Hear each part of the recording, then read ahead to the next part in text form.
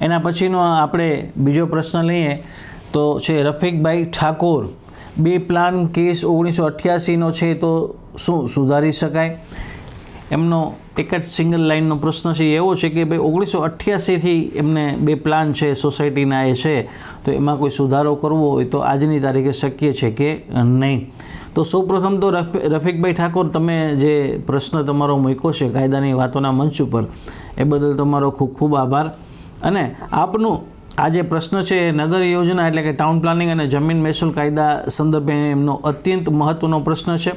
વર્ષ 1988 એટલે કે લગભગ 38 વર્ષ જૂના પાસ થયેલા પ્લાન નકશો હોય તો તેમાં સુધારો થઈ શકે કે નહીં, તે કાયદાકીય રીતે મુખ્ય બે બાબતો ઉપર આધાર રાખે છે. તમારા કિસ્સામાં કોઈ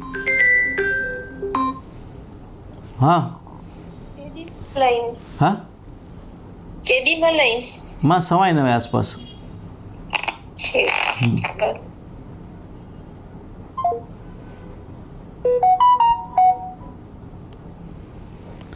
તમારા કિસ્સામાં જે કાનૂની જોગવાઈઓ લાગુ પડે છે અને આ સુધારો થઈ શકે કે નહીં તેની વિગતવાર માહિતી જો આપણે જોઈએ તો સૌપ્રથમ તો પ્લાન કયા પ્રકારનો છે એ પરિસ્થિતિ જોવી પડે.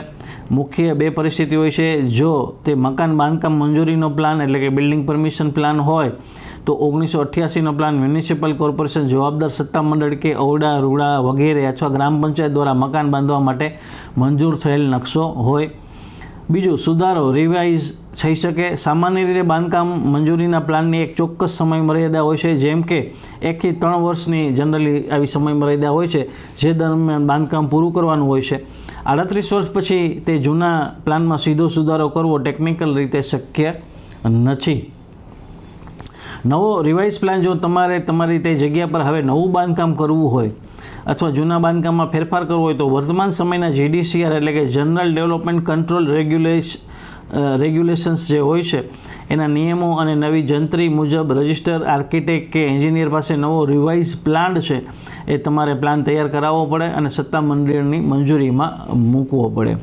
બીજું, જો તે જમીનનો લેઆઉટ પ્લાન કે ટીપી સ્કીમનો પ્લાન છે હોય તો આ નકશો આખી જમીનના પ્લોટિંગ, તેના માપ કે ટાઉન પ્લાનિંગનો સત્તાવાર સરકારી નકશો હોય છે.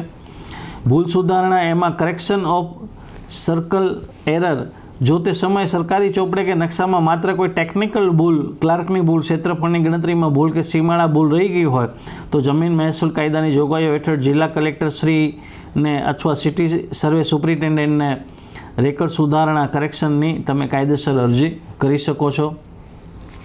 જો એન્ટ્રી પાકી થઈ ગઈ હોય તો 1988ની ટીપી સ્કીમ ફાઇનલ થઈ ચૂકી હોય અને તેના આધારે પ્લોટ ફાળવાઈ ગયા હોય તો આટલા વર્ષો પછી તે પ્લાનમાં મૂળભૂત ફેરફાર કરવો બહુ મુશ્કેલ બને છે, સિવાય કે નામદાર કોર્ટનો કોઈ આદેશ હોય. તમારે હવે જે કાનૂની પગલાં જો ભરવા પડે તો એમાં શું તમે કરી શકો એની આપણે વિગત જોઈએ તો ડિજિટલ રેકર્ડ તમારે પહેલાં તો ચેક કરવું પડે. સૌપ્રથમ તમારે એ જોવું પડે કે 1988ના એ પ્લાન મુજબ વર્તમાન સમયમાં પ્રોપર્ટી કાર્ડ કે 7/12 કે ગામના નકશામાં શું સ્થિતિ બોલે છે. નવી મંજૂરી જો બાંધકામ કરવું હોય, જો માત્ર મકાન નવું બનાવવું હોય તો 1988નો પ્લાન માત્ર એ વાતનો પુરાવો બનશે કે આ મિલકત જૂની અને કાયદેસર છે, પરંતુ નવું કામ કરવા માટે તમારે સ્થાનિક ઓથોરિટીમાંથી વર્તમાન નિયમો મુજબ નકશો છે, પ્લાન છે એ પાસ કરાવવો પડે. રેવન્યુ સર્વે, જો માપણી વિવાદ હોય, જો પ્લોટ માપ કે સાઇઝમાં ભૂલ હોય તો DILR જમીન દફતરમાં કચેરીમાં તમારે રીસર્વે અથવા તો માપણી માટે અરજી કરીને નવો કાયદેસરનો માપણી નકશો કઢાવી શકાય છે.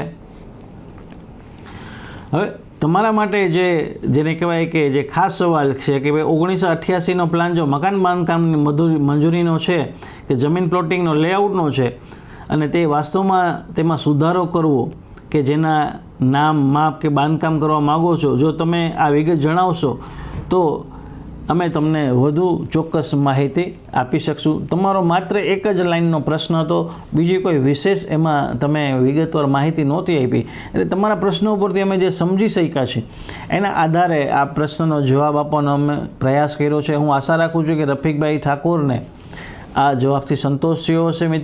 મિત્રો તમારી પાસે પણ આવા કોઈ પણ પ્રશ્ન હોય, લેઆઉટ પ્લાનને લગતા હોય, માપણીને લગતા હોય, કાંઈ પણ મૂંઝવણ હોય તો તમે બેઝીઝક કોમેન્ટ બોક્સમાં મૂકી શકો છો. કાયદાની વાતો તમને માર્ગદર્શન પૂરું પાડવાનો પૂરેપૂરો પ્રયાસ કરશે.